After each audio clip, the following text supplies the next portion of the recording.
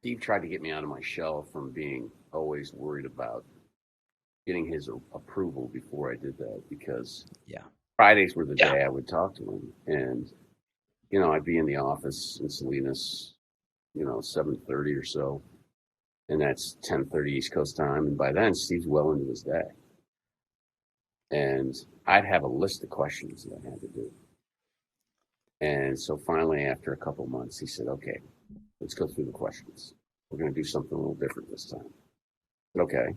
Went through each one of the questions. And he said, you could have made that decision. You could have made that decision. You could have made that decision. And I went, okay. All right, I get it now. He said, you have the thought process right. Trust your decision making.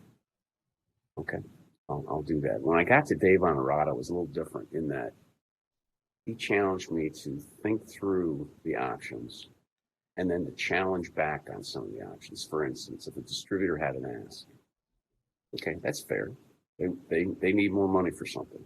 Okay, what's my ask going to be of them?